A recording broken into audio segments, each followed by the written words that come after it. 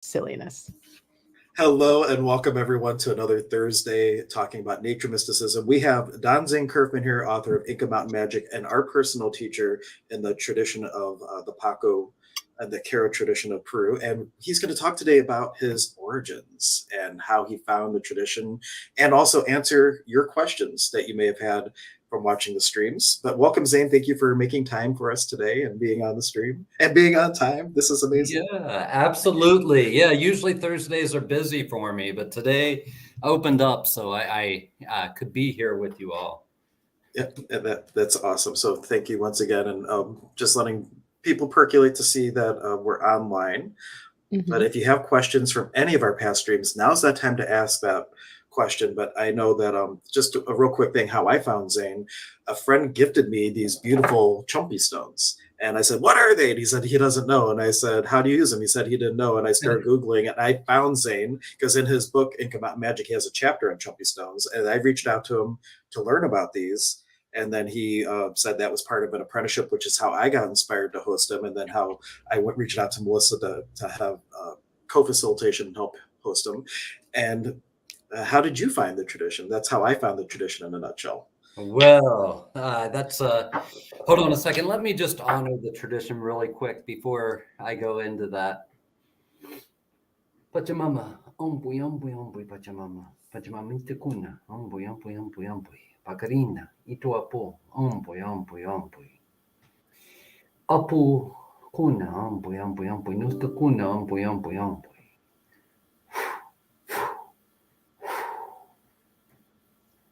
Mama uno, mama kocha, mama kia, ukawaira kuna. Inti taita, ombui, ombui, ombui. Viri kocha, ombui, ombui, ombui.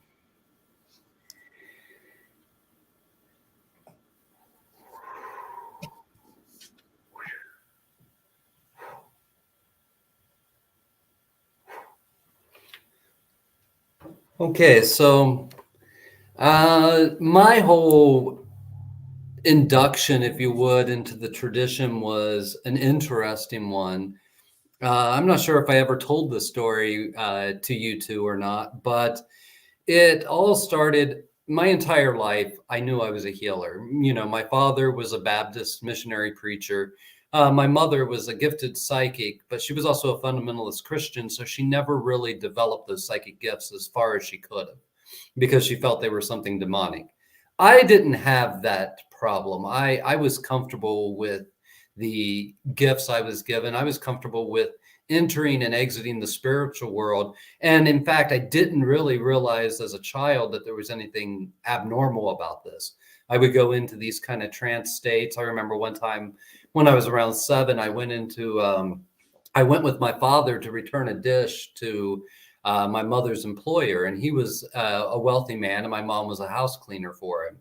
And while I was there, I was looking at the fireplace, and he had this amazing fireplace that was tiled. It was white and black tile, and then it had an oak mantle on the top of it. And I was a very shy boy, so I was kind of hiding behind my dad. But this fireplace started talking to me, not talking like I'm talking now, but I just started getting this impression from it. And it started, and one of the things it told me is, you're going to live here. This will be your home. And of course, I don't know how to really put this into a context, but I just knew at that moment this house would someday be mine. And it taught me some other things. It told me about things that were coming in my life, but I really didn't understand. It basically told me about the forthcoming death of my father, but I really didn't understand that. And about 12 years later, I actually did move into that house, and then it served as a home for me up until I was in my 30s. I mean, I had moved away, and then I had come back and started living on the property again. There was an apartment there, but that became a home for me throughout all of the time that I was pretty much learning this tradition.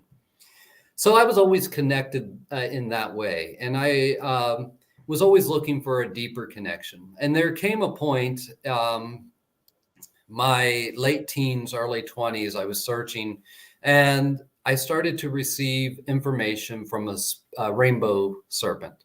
a spirit of a rainbow serpent. And it came to me and it started teaching me these things. And it would teach me how to perform psychic surgery. It would teach me ways to make the earth green again, things like that. But the biggest thing it told me was that it would prepare me for the next step on my spiritual path. Well, of course, for me, this was my next step on my spiritual path, was this serpent coming to me and communicating with me in this way. But I continued to work with it, and I started to channel a system, and I called, because I couldn't understand what the serpent was telling me its name was. It sounded like it was saying dulce, which could be Spanish for sweet. But in my mind, I really didn't have that connection. What I did have was a connection to the Vaishnav tradition of India. And there was this plant that is grown called tulsi basil. Many of us know about it, but it's a sacred plant to the Vaishnavs. And it's about devotion. So I took that name and I started naming this rainbow serpent Tulsi. And I named the teachings it was giving me the Tulsi, the dance of the rainbow self. And I started to teach this free of charge to people all over the place. And it taught me all kinds of things. It taught me this dance, which was kind of like a Qigong type of movement of energy. But it's different as well, because I hadn't had any experience of Qigong or Tai Chi or anything at that time. I had been in martial arts, but this was totally different than that.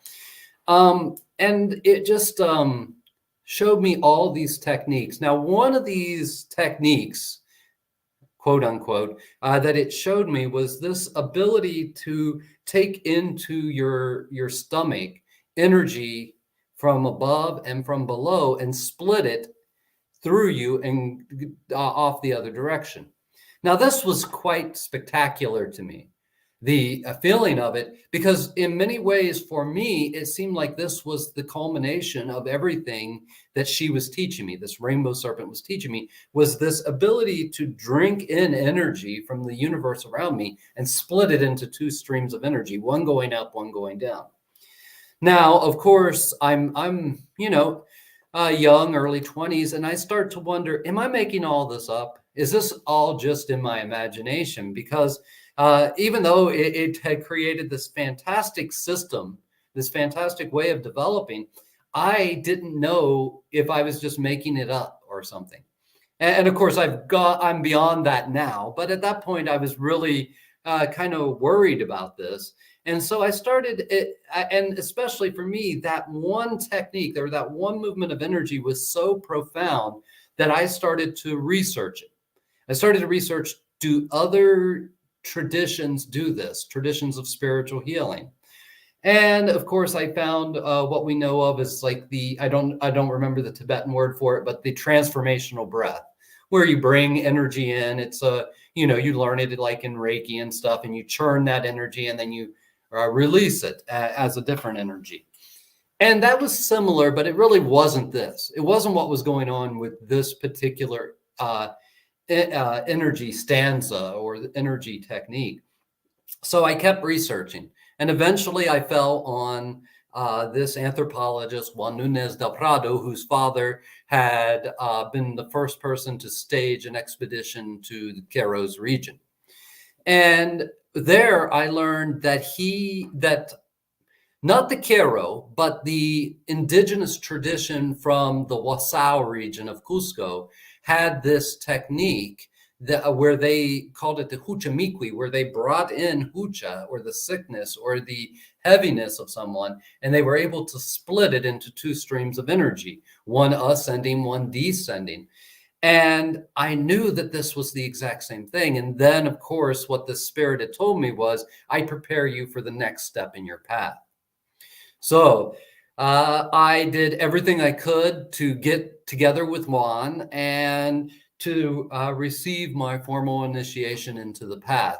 So that's basically how it all began.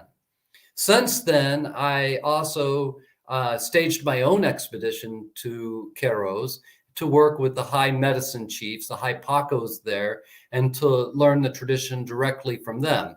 Now, we have this mythological idea of the Q'ero that they are completely pure and untouched by Western civilization. Their culture, in a sense, was, but they, as people, of course, they had been coming down to Cusco to buy goods or to trade for goods, and then going back up into the mountains to live their lifestyle the entire time the Spanish had conquered Cusco or conquered all of Peru. So there was some interaction in between these two peoples, but it wasn't until Oscar Nunez del Prado noticed the weavings that they were wearing, that they were old, and they were these traditional weavings that were reminiscent of the Inca, and they were woven in the same type of a way, a very tight-knit weave. And he heard them speaking, and they were speaking in an older form of Quechua, not the present day Cuscarian Quechua. It was reminiscent of that, but it was an older form of Quechua. So that's what piqued his interest in going to Q'eros, and because he was an anthropologist, he wanted to document these people and their myths. And that's where the myth of the Incari comes from. If it wasn't for Oscar Nunez del Prado, we would never have had perhaps the myth of the Incari recorded. It may have been lost by this point in history. But so I later ventured to, the Q'eros and spent time there and became a member of one of the villages of Quito. And I have a goddaughter there. And and I learned directly off of them. And that introduced me to another man who was serving as my guide there, Don Alberto. And Don Alberto, at one point in my training in Q'eros, we had gotten to the point where it was no longer the Paqo's responsibility to make me a despacho. It was my responsibility to make them and the community a despacho. As you're training, you are elevated to the same status as the medicine priest there. And so in my broken Quechua and a little bit of Spanish and English, I am sitting there doing my despacho, laying down my quinto, and I look over and my guide Alberto is just crying. His whole face is just covered with tears. And I was extremely moved because at this point I'd been there so long, I was extremely altered anyway. And so we went and we burnt the despacho and everything. And then later he came to me and he told me, I don't tell people this, but I'm a Paqo. And I hold my family's tradition very dear to my heart. And you touched me so much with your despacho, which we call Hirawiqui in Quechua, but you touched me so deeply with your Haiwa that I would like to teach you my family's tradition. And his family's tradition comes from more toward the Lake Titicaca region. And that's a region that's filled with all kinds of traditions. There's many people that made up the ancient Incan Empire.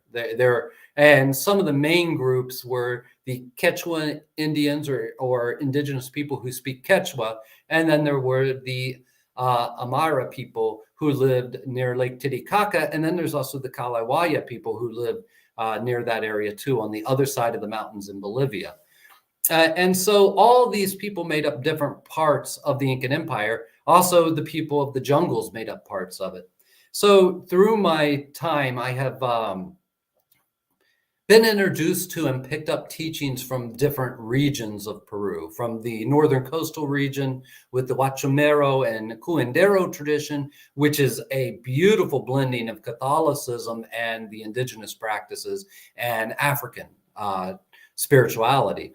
The Paqo Kuna traditions of the high mountains in that region, and the Kayawaya traditions that come from more of the Bolivian region. And I've even had some apprenticeship with ayahuasqueros, working with them in their art.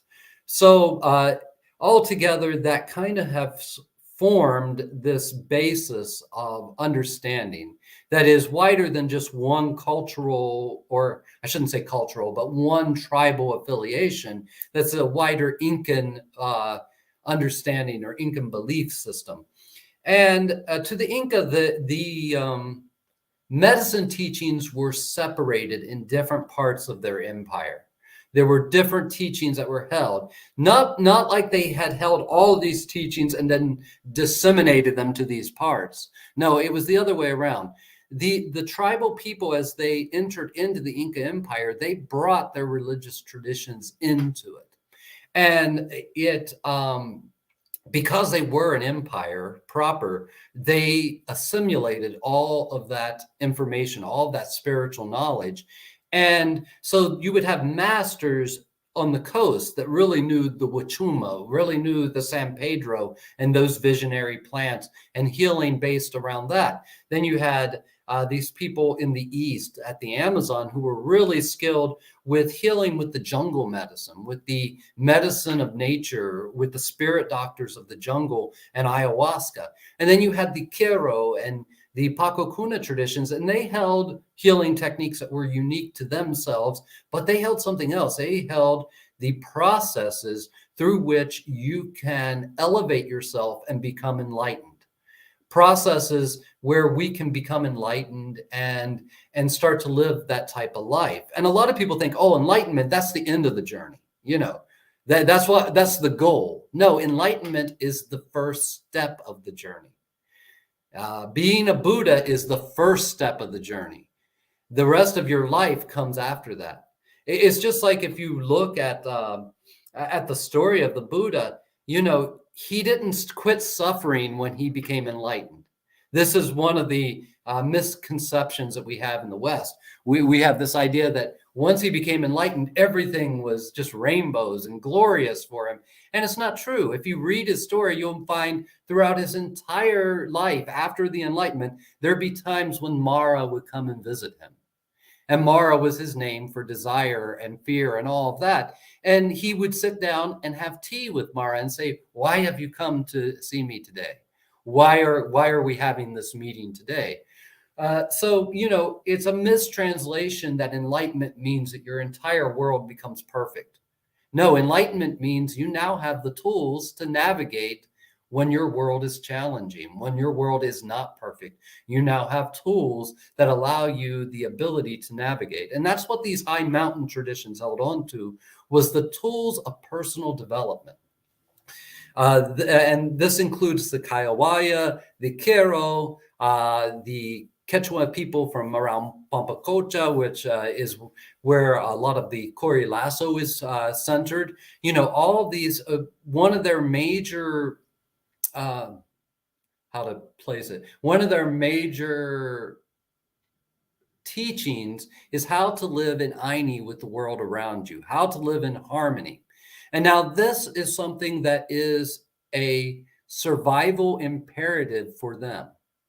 They must live in Aini or they die. It's that simple. They can't just go to Cusco and get a job to buy food. They can't just go and, find ways to make money to live a Western culture. And they don't want to. They want to live as close to their tribal roots as they can. They want to live in Aini. And Aini means that there's times when food is scarce, that there's times when you're not thriving at all. Like I said on the SOAR broadcast, thriving was the Incan Empire. When the Incan Empire was at its height, everyone within it was thriving because it had this centralized government that was making sure no one was left behind, was moving resources all around the region. So everyone had a higher level of wealth. Since the destruction of the Incan Empire and before it, this was not such an easy lifestyle to live. Living high in the mountains where nothing grows but potatoes and having to hike down in the summer times to the jungles to plant your other crops and trying to get enough of them. And Aini is how you are in harmony with nature, and you can be in such harmony that you can grow enough for yourself. You can grow enough to survive. But that's not Aini with your community. Aini with your community means even though you only have enough for yourself and enough to survive, when someone else in your community doesn't have enough to survive, you pitch in what you have, and then you both live less abundantly so that survival happens. And this is enlightenment, to live in such a harmony with nature that you can realize how to give and how to take, and how the forces of nature dictate that we must come together as a species and share what we have and help each other through, life. So I think I went off a little bit there onto a different tangent, but that's basically my story in a nutshell. Perfect example of how teachings with Zane go in person. Extra bits get thrown in there. It's great. We love it. Looks like Hank's saying something, but I cannot hear him. Oh, I had it on mute because my door was open before. Oh, but, okay. Sorry. No, you can bring up the comment first. My comment is yeah. No, Jenny was saying it's very inspiring. Thank you, Zane. And we had a whole bunch of good mornings as we were going through. So hello, everyone. Hello, hello, hello. Mm-hmm. But I think you were right on topic with everything that you were saying, because it's not just your origins, it's a little bit of the essence of the tradition and where it came from, and really from the height of it, being able to live in Aini and divine reciprocity. That's really what this tradition teaches you, is how to be that redistribution center in a way of all the different things that you come into contact with. It's not just about responding, it's also just innately your energy field is kind of doing its thing as you go, sometimes unconsciously, sometimes more consciously. Yeah, absolutely. Yeah. And one of the things is that there is a uniqueness to this work when it comes to the West. My teachers, first of all, when I first started coming to them in Peru, they were like, "Why are you here? Why?" And when I told them what I was doing there, they were like, "You come this far for this? You would come this far to get this? Why don't you just go to the people of your mountains? Why don't you just go to your medicine people?" And I had to explain that we just really didn't have them anymore in our culture. Unlike there, where the Spanish folk healers and magicians and stuff that came from Spain and from other places in Europe kind of merged into the indigenous tradition and created these curandero traditions and bruja traditions. That really didn't happen here so much in North America. We took much more the Western scientific model of reducing everything and a very analytical look at the world. So we really didn't have that anymore, at least not much. I was amazed when I found out how much in my childhood that actually existed. I thought we were completely depleted of it until I moved into Ohio. When I moved to Ohio and I got away from the farming roots of my indigenous West Virginia, I started to realize, oh no, we had water witches. We had people who would divine daily. They would be using divining rods and pendulums and stuff to not to make decisions about life, like, oh, should I eat this or should I take this job position? No, they were doing it to find water. It was the only way back then. And when I was a child, out on your farm, the only way you could find where to dig for a well was to bring the water witch out, and they would use a Y-shaped stick and they would find the place you had to dig. And if you dug there and there was no water, guess what? That water witch wouldn't get any more work. It would be, and though that was kind of suppressed because there was a fundamentalist Christian atmosphere over everything. So you didn't just talk about the water witch, and you didn't just talk about the tarot card reader down the street or these things. You didn't talk about it out loud, but everyone knew about it and everyone did do those services. We had root working, what people call hoodoo, all of that throughout Appalachia. It was a mixture of Celtic magic and the indigenous spirituality that was in this region to begin with, and African magic. And it all kind of merged and kind of created this lower class safety net, energetic safety net.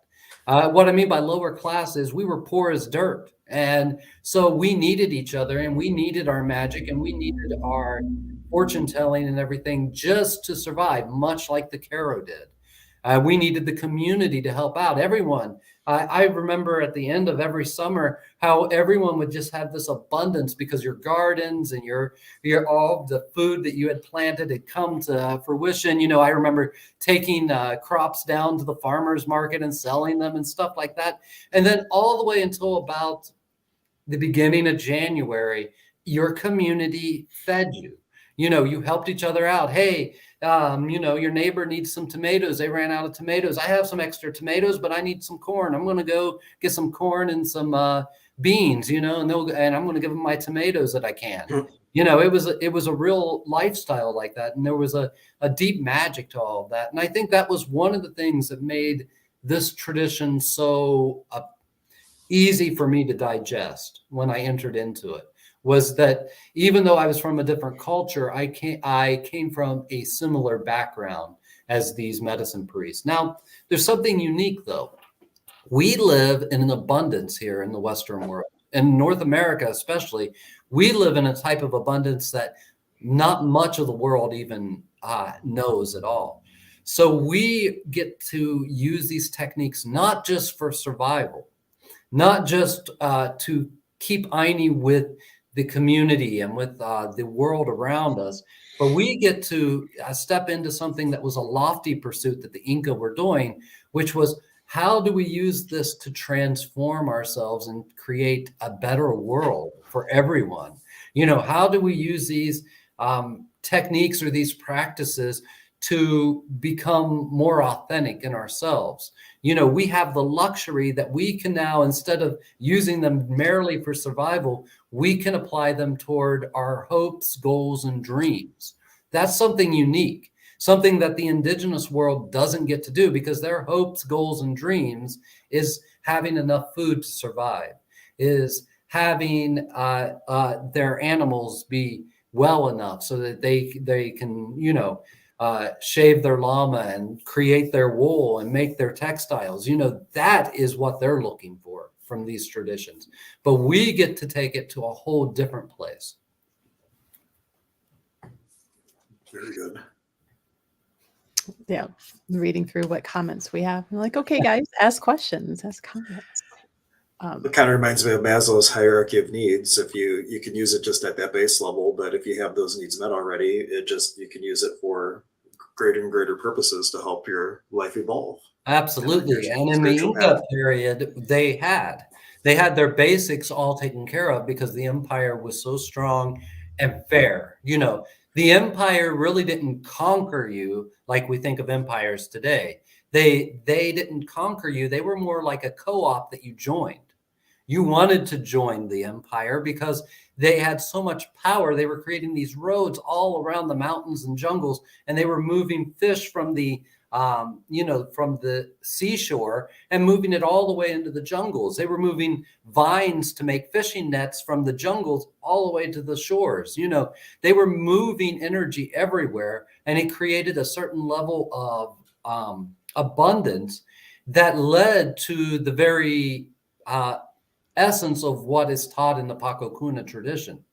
They are, as those medicine priests in the mountains, even though they use this for survival, they hold on to it and have preserved it because within it is a system of personal development that allows us to become someone like Jesus, someone like Buddha.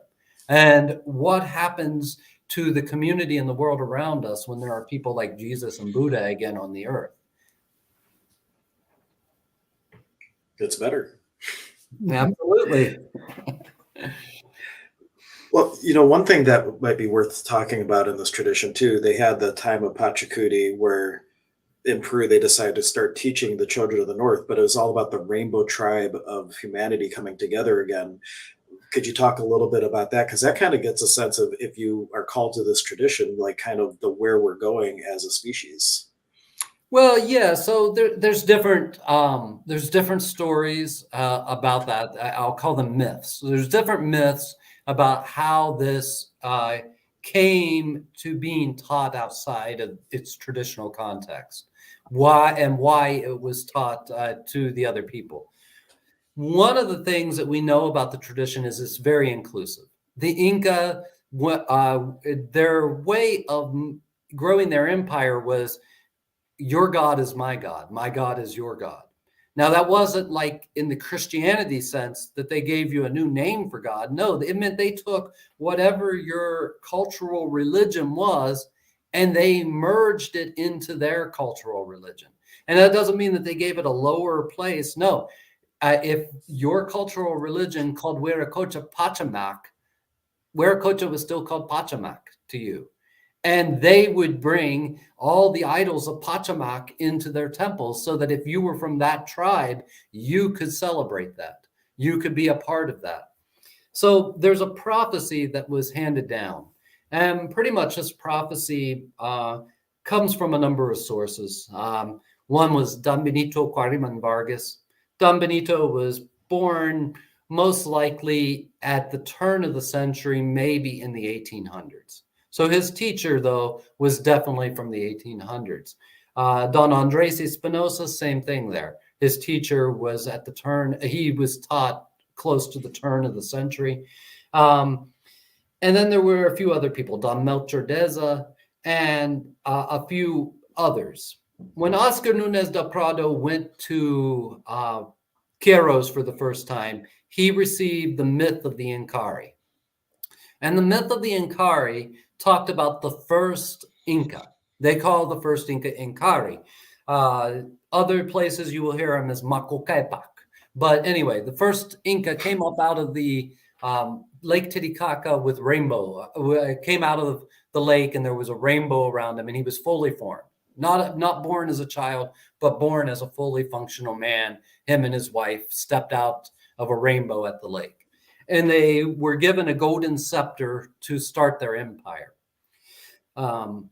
So there is a prophecy that kind of goes along with this, especially the prophecy of the Pachacuti. And the prophecy of the Pachacuti, there were many different Pachacutis throughout time. And the Inca recorded some of the ones that had happened before their current one.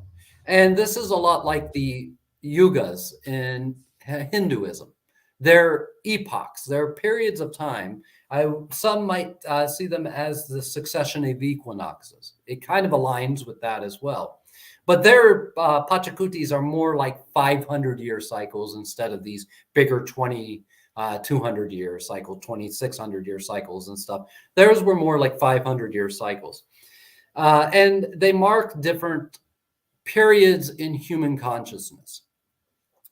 So I know I'm kind of jumping around this because I'm trying to really find the best way of explaining it. So there's one myth that there was an earthquake in Peru. And when this earthquake happened, it opened up a Coricancha, not the Coricancha in Cusco, but another golden temple. And that was the signal to the Q'ero to come down from the mountains and release their teachings to the West. My Q'ero teachers say that's bullshit. Okay, so, but other Quechuan Indians will say that this is the way it happened. But the people I have talked to about this say that that was not what happened because there was never a destined time to release it because they never held on to it. They weren't really preserving it to themselves like this. It was always open for anyone because they never thought anyone couldn't learn from it. Just like when they heard about Christianity from the Spanish, they didn't say, oh, foo-foo on that. No, they said, oh, this is a spiritual tradition. That means it has understandings within it that will make us better. We're not supposed to throw away the spiritual. We're supposed to bring it in and learn what we can. And even if I personally can't understand a part of it, I preserve it for later because maybe someone else will be able to use that someday. So that was the way of the people of the Andes. It wasn't this closed off system. It wasn't like what we understand in our Western culture, especially today with the indigenous movement that is happening today. The indigenous movement that's happening today is about preserving a culture that is on the brink of extinction. And they're really, really trying to preserve exactly their teachings the way it's taught down from their grandparents to them. And they're really holding on to this because this is the last bastion of their culture. And they have a stake in preserving that and keeping it alive. That is not the atmosphere that the Inca were in. The Inca, though conquered by the Spanish, every Spanish family had married into the tradition. Every Spanish family is part indigenous there. And there was no just pure Spanish anymore, and this is true, across the board throughout South America. And because South America was taken over by the Catholic Church, by Spanish, and the Catholicism of that day was much different than the Catholicism of the Inquisition time and the Crusades. It was a much more tolerant Catholicism. And one of the understandings at that time was that God spoke to you through nature. So it was very easy for the indigenous people to incorporate their tradition into Spanish Catholicism, especially since they were not afraid of adapting their tradition. They didn't do it out of necessity. They did it because it was something beautiful to do. It was something beautiful to do, to hold more spiritual knowledge. So there has been a period of time, and around 1335 was a man named Yupanqui Inca. And Yupanqui Inca,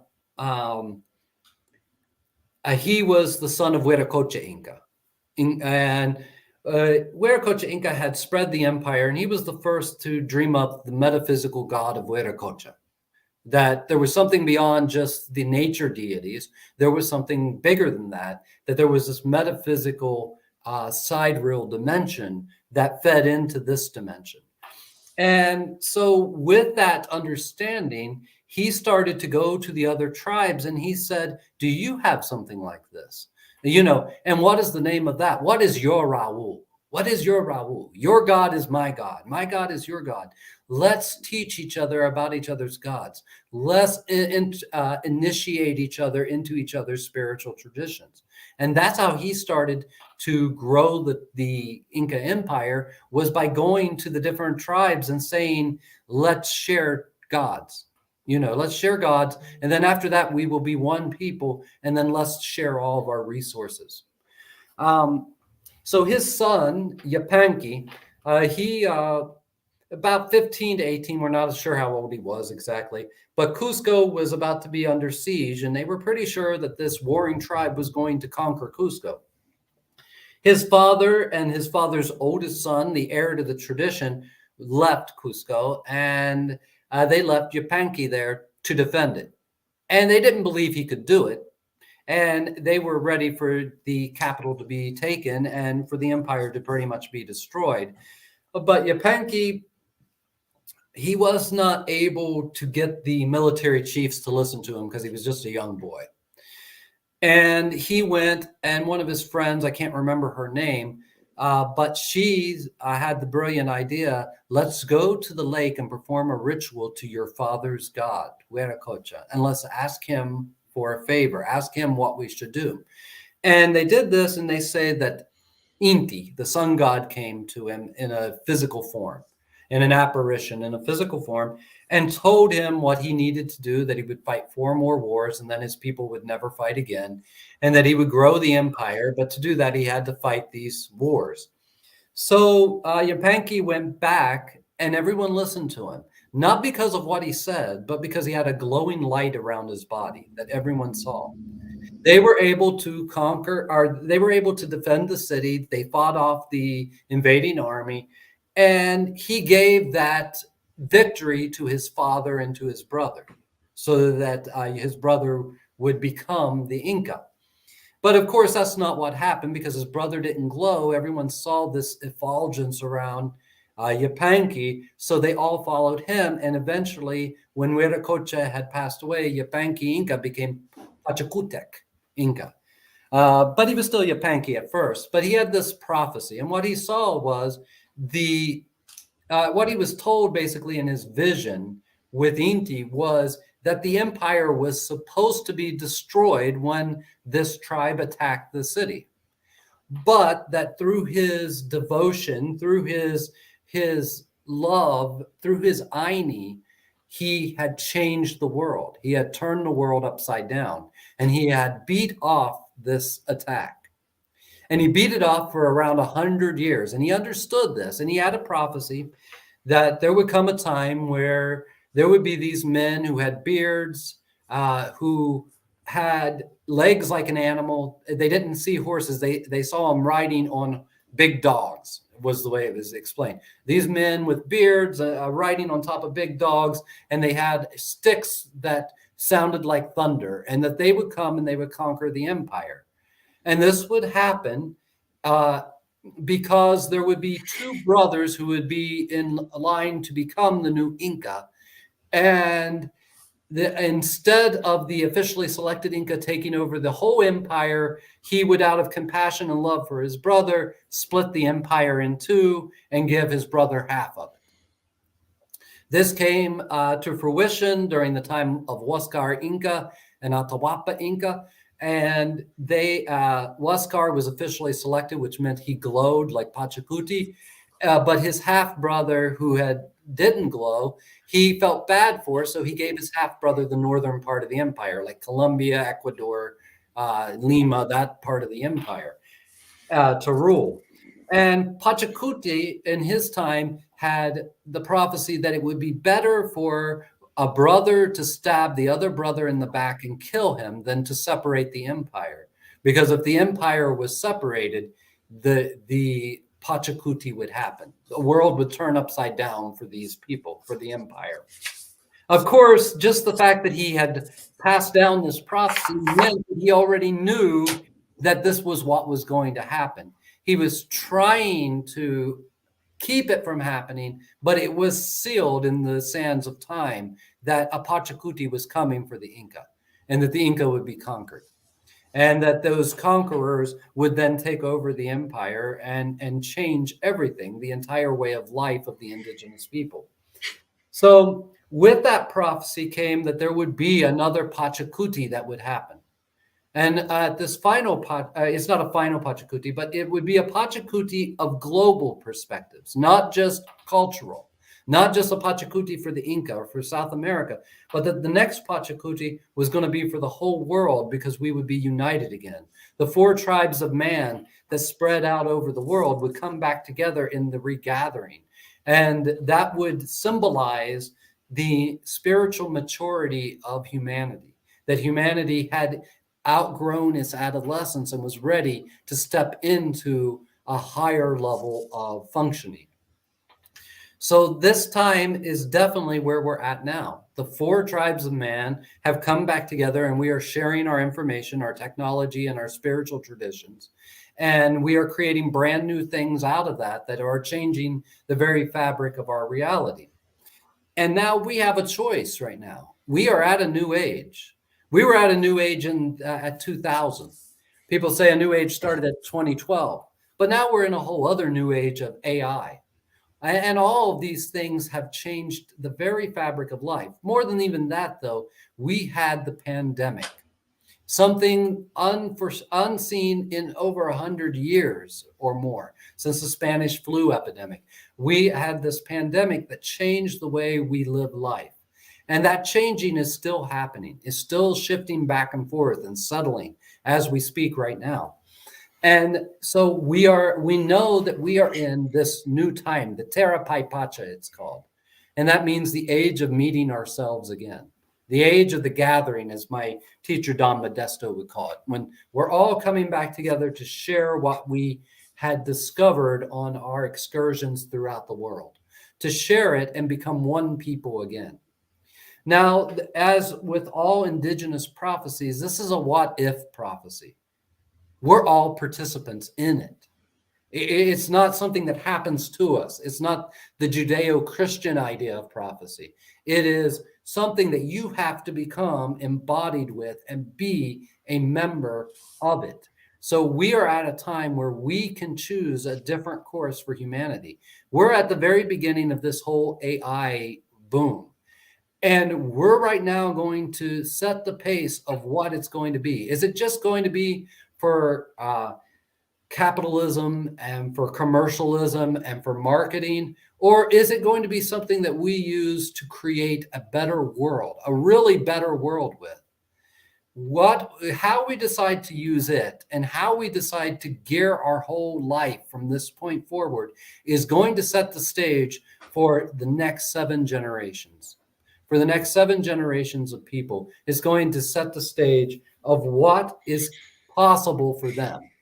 Not what's possible on an individual level, but what's possible on a collective level. Will we enter into a new golden age, or will we slip back into nature and lose what we have been, destroy ourselves? We have from Aristotle and Socrates this beautiful story about Atlantis, and I believe that we're at that same epoch right now. Perhaps that story wasn't even about the past. Maybe it was a prophecy of the future. But we're at the point right now where our technology has far surpassed our humanity. And our humanity needs to develop, what it needs to develop is a reconnection with the forces of nature, to be able to communicate with nature, to realize that Mother Earth is our physical mother. She is the intelligence we are born from. To realize that she gave us all of the inspiration that we have for this modern world that we have right now.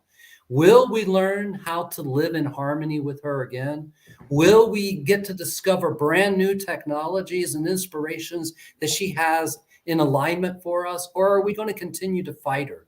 Are we going to continue to create this artificial way of life? And if we continue to do that, where are we going to be? Basically, I see we're at a crossroads. And there's 2 ways this crossroads can go. Star Trek, Mad Max. We're the ones that get to decide. It's a lot of responsibility. Absolutely. And it's your responsibility. It's my responsibility. It's not the governments of the world. It's not a politician's responsibility. It's our responsibility to develop something strong within ourselves so that we can go out there and make the change in our communities so that we can transform the world. It doesn't start out there. It starts in here. You transform it here, you start to live different inside, and that's going to radiate into your circle of influence. And that's going to radiate bigger and bigger. And maybe we won't be living in such big mansions and houses and having all the technology we have today. Maybe life won't be as easy as it is now, but maybe we can create a better world, a better place where humanity's essence is cradled, where we are picked up from birth, and we are taught to be all that we can really be. And we are taught that by becoming our true selves, what is really at stake is helping the entire world to become a better place. That is the call of the Andes. That's the call of this tradition, is can you become more than what you've been? Can you learn who you truly are? And then can you have the guts, the strength, and the tools to navigate the treacherous waters of life so that you can bring forward that more beautified version of yourself and help to beautify the world around us. Very good. I did share in the comments this link as well. As most of you know, we do have an apprenticeship coming up starting, I believe, in April. And as an offering prior to that, if you want, you just got a huge sampling of Zane. Like, this is a lot like what class is like when he goes off on a tangent and it gives all this amazing information in addition to teaching techniques and things. But there is a 2-week intro class. The link is posted in the comments and you can see it on the screen. And then in April, we have the actual apprenticeship, and you can go to Goddess Elite's website for that as well. And there's a couple different options, but that's what we've been live streaming for, it's our way to help get the word out and share this tradition. To what degree you want to receive it is the question. Just the live streams or the class or retreats in the future, or my favorite, the 7-week apprenticeship program, but I'm biased. That's how me and Zane met, is because I wanted to create that. Yeah. And I'm really excited that we get to offer it again. We did have a question I wanted to circle back to that I know we talked about where we're going, and somebody asked this interesting question, and this is kind of where we came from. But she was asking, do they ever talk about aliens in the part of the world that have a cultural response to them? Like some people speculate that angels are in Christianity are aliens. And I know they do have like a festival of the stars or something like that. And Yeah, they have the Q'ero festival. It's the festival of the divine masculine, where they work with the snow star, which is really Venus, is what we're talking about there. But that's a really difficult question, because we're talking about a humongous area of a population that all have their own individual beliefs about things and are supported by the community to have their individual approach toward reality. What you're asking, is there a part of the myth where they talk about star beings coming from another planet to see the Earth? No. The stars play a humongous role in our spiritual development, but not as aliens that are coming from the stars, but as the entity that each star in the heavens is. As the nature spirit, each star, each sun, each Inti, or each Pachamama, each planet, Mama Aipa, is. And that you can get into relationship with them. And there's some that are very close to you that will help you develop your complete capacity. But, there is something in Peru called the Rama missions. And they are a group of Spanish and mixed indigenous people. And they, since the 70s, I think actually the 60s, go up into the mountains and they meditate and they bring the UFOs to them and they communicate with them. This is not a traditional thing, though. This is not an indigenous mindset. The indigenous don't need them to be aliens, don't need them to be anything other than nature, other than common old nature that they experience all the time. They don't need to elevate or de-elevate anything in nature. Every phenomenon is completely natural to them. So they don't have a story, contrary to popular belief and what people say these days. Traditionally, I have never heard a concrete story of an alien encounter. But some speculate that Manco Capac, the first Inca, was an alien. And that's why they stepped up out of the Lake Titicaca fully formed as adults, that they were from someplace else. But the tradition itself doesn't necessarily have, and that's what you're going to learn. The tradition leaves a lot of open space for your own speculation and perception of reality. It doesn't, just like there's no past lives in our tradition, yet we can use past lives within the tradition to facilitate certain types of healing and other things. The tradition itself doesn't have a concept of past life. They have a concept of the inheritance of life, so it's a much different thing. But one thing I was going to say, because I know we're getting close to the end of the hour here, that 2-week program is not just like some kind of challenge, like a 2-week challenge or, a free webinar masterclass to get you into this or that. It has a very low price point. It's $47, but don't let that fool you. You're going to learn a lot in those 2 weeks, and you're going to be able to use what you learn in those 2 weeks to improve your life the rest of your life. And then if you want to dive deeper into what you're being taught and really discover more of what that is, then join the apprenticeship program. Come to the 7 weekends with us. But you are going to be given some tools of the tradition that you can use the rest of your life to transform your living experience and to be able to better serve humanity. You're going to get that. And because I'm not about just creating some, something that just gives you a little taste that makes you want more so that you can really figure out how to use it. No, I'm going to give you tools that you can start using the day you learn it. And I want you to start using them the day you learn it. And if you never take anything else from me, if you never come to any other class, take that into you, use those tools, transform them, use them in your life, make them something beautiful, and change your world with them. Very good. Well, we covered a lot for an hour. A final call, because we just have like 5-ish minutes or so left. If you have comments, if you have questions, now's the time. And if we don't have time to answer them in depth, we will eventually have Zane on again, and we can pick up where we left off. Absolutely. But as you can see, we really just one little question sparks so much. And I thank you, Zane, for your contribution and continuing to just elevate my understandings and teachings around the traditions. I learned things today that I've never learned before. Yeah, well, that's how it is. I'm learning still, and that's the whole thing. It's a lifelong pursuit. Whatever level you want to jump into this, if you're not really sure, do that 2-week course. It's really going to show you so much of the tradition. I think even Hank and Melissa will be amazed at what I'm sharing of it, because I'm not trying to hold on to secrets here. These are, there are certain things that you have to do in preparation to learn something else, but I'm not trying to hold on to secrets in this tradition. Yeah. This tradition has been shared because it believes it can transform the world. It can help us to step. We don't even have to be spiritually minded. We can find a whole different way to understand these tools, yet still use them in our life. Even if we just say it's the psychological power of the self. Say that.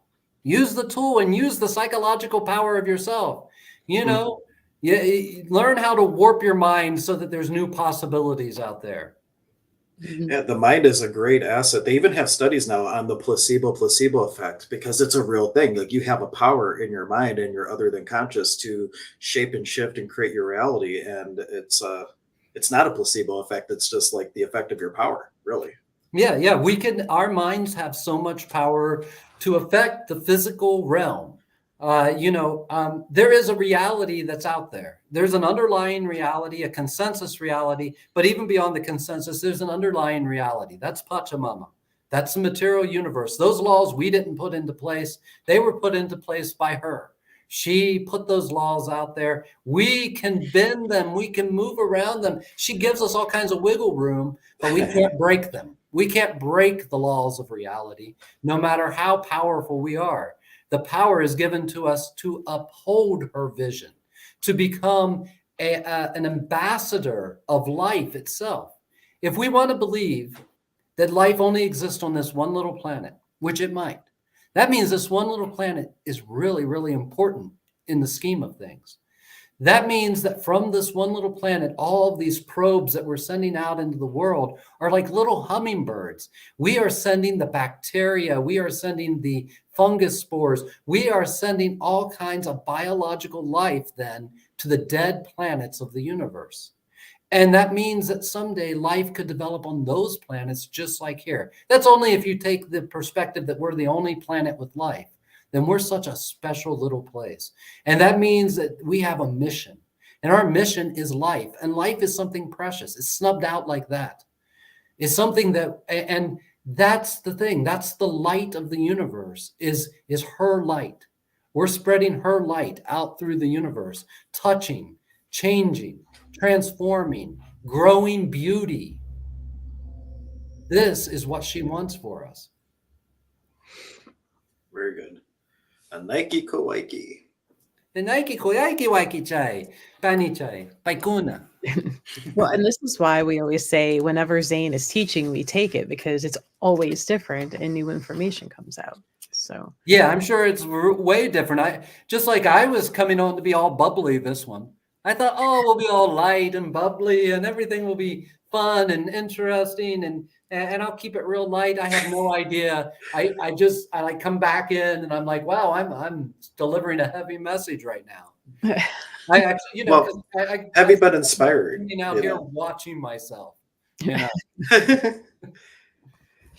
like JD was saying, oh wow, that brings tears to my eyes. And There was one bubble. There you go. And she was also saying that this quote by Arthur Clarke, the two possibilities exist, either we're alone in the universe or we are not. Both are equally terrifying or equally inspiring. And I love to be Arthur C. inspired to Clarke.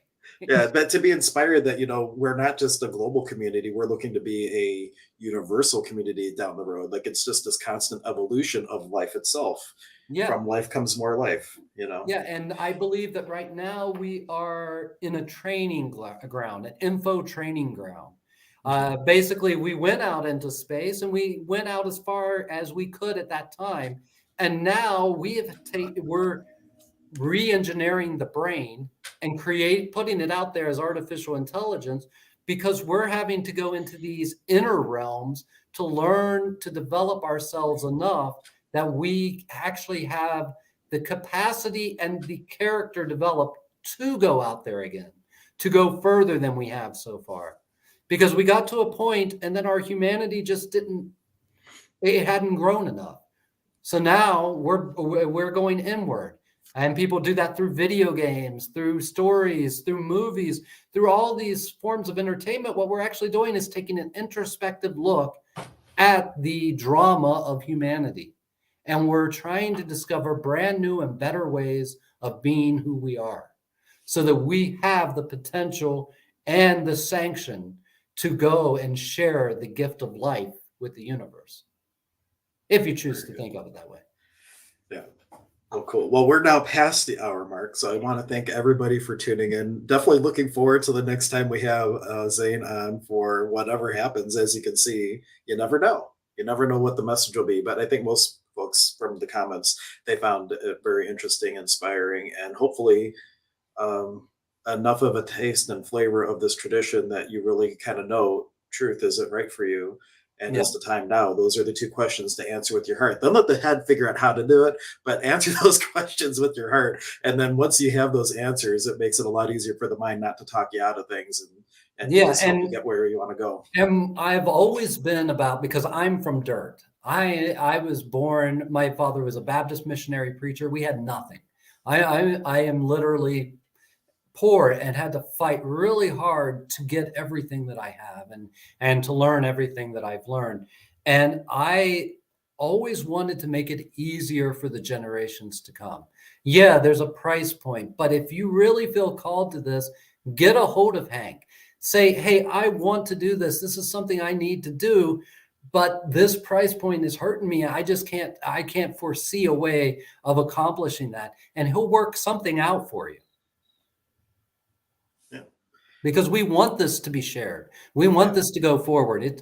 We have to set a price because we need that to keep everything running so that we can share it. But we can make arrangements to make this easier on everyone because it's worth it. It is worth it.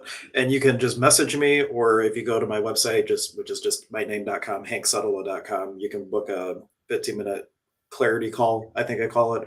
And that way it goes in my calendar. I know when to show up.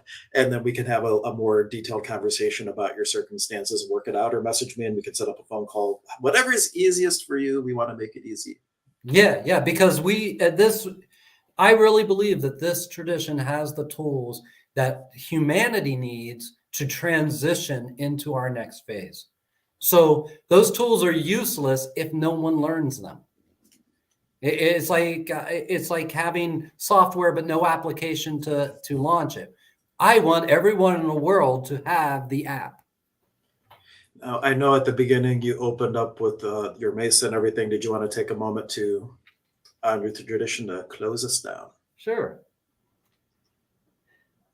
Pachamama, Pachamamita, Paqo Kuna ito Paqo Kuna. Paqo Kuna, Musta Kuna.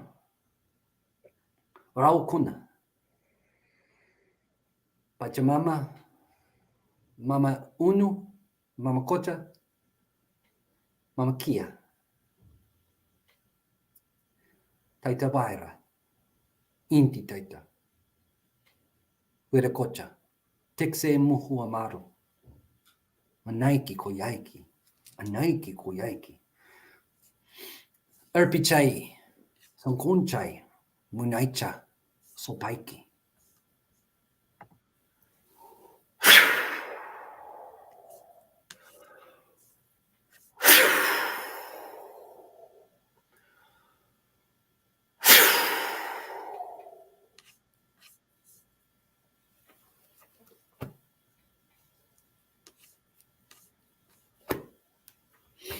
Love you all.